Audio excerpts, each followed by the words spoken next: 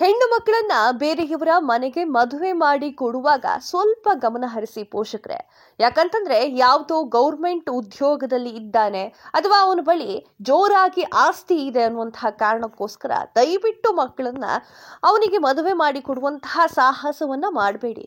ಯಾಕಂತಂದ್ರೆ ದಿನ ಕಣ್ಣೀರಿನಲ್ಲಿ ಕೈ ತೊಳಿತಿರ್ತಾಳೆ ಆ ಒಂದು ಹೆಣ್ಣು ಮಗಳು. ನಿಮ್ಮ ಮನೆಯ ಮಗಳು ಬೇರೆಯವರ ಮನೆಯಲ್ಲಿ ಕಣ್ಣೀರಿನಲ್ಲಿ ಕೈ ತೊಳಿತಾ ಇರ್ತಾರೆ.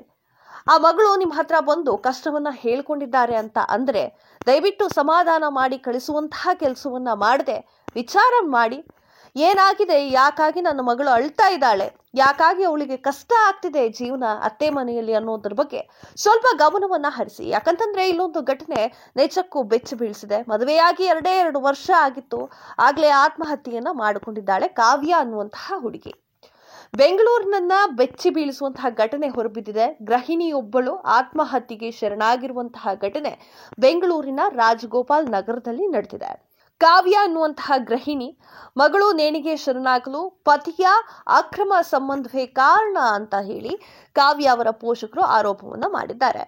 ವಾರದ ಹಿಂದಷ್ಟೇ ಕಾವ್ಯ ತಂದೆಗೆ ಕರೆ ಮಾಡಿದ್ರಂತೆ. ಅಳ್ತಾ ಇದ್ರಂತೆ, ನನಗೆ ಆಗ್ತಾ ಇಲ್ಲ ಅಪ್ಪ, ಒಂದ್ಸಲ ಬನ್ನಿ, ನಿಮ್ಮನ್ನ ನೋಡ್ಬೇಕು, ಅಮ್ಮನನ್ನ ನೋಡ್ಬೇಕು, ದಯವಿಟ್ಟು ಬನ್ನಿ, ನನಗಿಲ್ಲಿ ಆಗ್ತಾ ಇಲ್ಲ, ಅತ್ತೆ ಮನೆಯಲ್ಲಿ ತುಂಬಾ ಕಷ್ಟ ಆಗ್ತಾ ಇದೆ ಅಂತ ಹೇಳಿದ್ರಂತೆ. ಇದೇ ಬೆನ್ನಲ್ಲೇ ತಂದೆ ಕಾವ್ಯಾಳನ್ನ ತವರು ಮನೆಗೆ ಕರೆದುಕೊಂಡು ಬಂದಿದ್ರಂತೆ.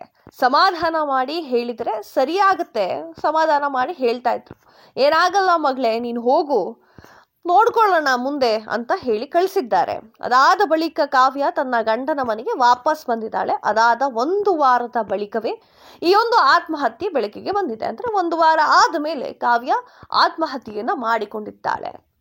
ಪತಿ ಪ್ರವೀಣ್ ಅಂತ ಆತ ಸೇರಿ 4 ವಿರುದ್ಧ ಪೋಷಕರು ಆಕ್ರಂದನ ಮುಗಿಲು ಮುಟ್ಟಿದೆ. ಅಂದ್ರೆ ಪತಿ ಪ್ರವೀಣ್ ಅಂತ ಹೇಳಿ, ಅಂದ್ರೆ ಅಳಿಯ ಪ್ರವೀಣ್ ಈತನನ್ನು ಸೇರಿ 4 ವಿರುದ್ಧ ದೂರನ್ನ ನೀಡಿದ್ದಾರೆ ಪೋಷಕರು. ಅಳಿಯನನ್ನ ನಮಗೆ ಒಪ್ಪಿಸುವಂತೆ ಪೊಲೀಸರ ಜೊತೆ ವಾಗ್ವಾದವನ್ನ ನಡೆಸಿದ್ದಾರೆ. ಯಾಕಂತಂದ್ರೆ ಹೊಡೆಯುವಂತಹ ಪ್ರಯತ್ನವನ್ನ ಮಾಡಿದ್ದಾರೆ ಪೋಷಕರು. ನಿಜಕ್ಕೂ ಅಷ್ಟು ಕಷ್ಟಪಟ್ಟು 22 ವರ್ಷ 23 ವರ್ಷ ಬೆಳೆಸಿರ್ತಾರೆ ಹೆಣ್ಣು ಮಕ್ಕಳನ್ನ. ಈಗ ಆತ್ಮಹತ್ಯೆ ಮಾಡಿಕೊಂಡಿದ್ದಾಳೆ ಅತ್ತೆ ಮನೆಯಲ್ಲಿ ಅಂತಂದ್ರೆ ನಿಜಕ್ಕೂ ಪೋಷಕರಿಗೆ ನುಂಗಲಾಗದ ತುತ್ತು ಇದು. ಹಾಗಾದ್ರೆ ಪೋಷಕರು ಹೇಳಿದ್ದೇನು ಅನ್ನೋದ್ರ ಬಗ್ಗೆ ನೋಡೋದಾದ್ರೆ, 2 ವರ್ಷಗಳ ಹಿಂದೆ ಅರ್ಧ ಕೆಜಿ ಚಿನ್ನವನ್ನ ಕೊಟ್ಟು 50 ಲಕ್ಷ ರೂಪಾಯಿ ಖರ್ಚು ಮಾಡಿ ಬೆಂಗಳೂರಿನಲ್ಲಿ ಅದ್ಧೂರಿಯಾಗಿ ಮದುವೆ ಮಾಡಿಕೊಟ್ಟಿದ್ವಿ. ಇತ್ತೀಚೆಗೆ ಮೊಮ್ಮಗನ ಹುಟ್ಟುಹಬ್ಬವೂ ಕೂಡ ನಡೆದಿತ್ತು. ಒಂದು ಮಗು ಕೂಡ ಇದೆ, ಒಂದು ಗಂಡು ಮಗು ಇತ್ತು ಕಾವ್ಯ ಅವರಿಗೆ.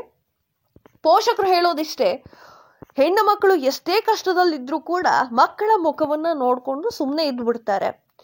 ಇವಳು ಆತ್ಮಹತ್ಯೆ ಮಾಡ್ಕೊಳ್ಳೋದಕ್ಕೆ ಸಾಧ್ಯನೇ ಇಲ್ಲ. ಇವಳನ್ನ ಸಾಯಿಸಿರಬಹುದು ಅಥವಾ ಆತ್ಮಹತ್ಯೆ ಮಾಡ್ಕೊಂಡಿದ್ದಾಳೆ ಅಂತಂದ್ರೆ ಅದೆಷ್ಟು ನೋವನ್ನ ಸಹಿಸ್ಕೊಂಡಿರ್ಬೋದು ಆ ಹೆಣ್ಣು ಮಗಳು. ನನ್ನ ಮಗಳು ಎಷ್ಟು ನೋವನ್ನ ಸಹಿಸ್ಕೊಂಡಿದ್ದಾಳೆ ಅಂತ ತಂದೆ ಕೇಳ್ತಾ ಇದ್ದಾರೆ. ಮೃತ ಕಾವ್ಯಾಳ ಪತಿ ಪ್ರವೀಣ್ ಅಂತ ಹೇಳಿ ವೃತ್ತಿಯಲ್ಲಿ ಇಂಜಿನಿಯರ್ ಆಗಿದ್ದ. ಆದ್ರೆ ಎಲ್ಲಿಯೂ ಕೂಡ ಕೆಲಸಕ್ಕೆ ಹೋಗ್ತಿರ್ಲಿಲ್ವಂತೆ. ಆದರೆ ಅಳಿಯನ ಜೊತೆ ಹುಡುಗಿಯೊಬ್ಬಳು ಅಕ್ರಮ ಸಂಬಂಧವನ್ನ ಇಟ್ಟುಕೊಂಡಿದ್ರಂತೆ. ಹೆಂಡತಿ ಮಗುವಿಗಿಂತ ಅವಳೇ ಅಳಿಯನ್ನ ಹೆಚ್ಚಾಗಿ ನೋಡ್ಕೊಳ್ತಿದ್ಲಂತೆ. ಅದ್ರ ಬಗ್ಗೆ ಪ್ರಶ್ನೆ ಮಾಡಿದಾಗ ತಂಗಿ ಅಂತ ಸುಳ್ಳು ಹೇಳಿದ್ನಂತೆ ಪ್ರವೀಣ್. ಕಾವ್ಯ ಪ್ರಶ್ನೆ ಮಾಡಿದ್ದಾಳೆ, ಯಾರದು ಆ ಹುಡುಗಿ ಅಂತ ಪ್ರವೀಣನನ್ನ ಕೇಳಿದ್ದಾಳೆ. ಆಗ ಪ್ರವೀಣ ಅವಳು ತಂಗಿ, ನನ್ನ ತಂಗಿ ಅಂತ ಹೇಳಿದ್ದಾನೆ. ಕುಟುಂಬಸ್ಥರೇ ಮೃತದೇಹವನ್ನ ಕೆಳಗಿಳಿಸಿದ್ದಾರೆ ಅಂತ ಕೂಡ ಆರೋಪವನ್ನ ಮಾಡಿದ್ದಾರೆ. ಮೃತ ಕಾವ್ಯಾಳ ಪತಿ ಅತ್ತೆ ಮಾವನನ್ನ ಪೊಲೀಸರು ವಶಕ್ಕೆ ಪಡೆದುಕೊಂಡಿದ್ದಾರೆ. ಪೊಲೀಸ್ ಜೀಪ್ ಹತ್ತುತ್ತಿರುವಂತಹ ವೇಳೆಯಲ್ಲಿ ಕಾವ್ಯಾಳ ಪತಿ ಅತ್ತೆ ಮಾವನ ಮೇಲೆ ಹಲ್ಲೆಗೆ ಯತ್ನವನ್ನ ನಡೆಸಿದ್ದಾರೆ.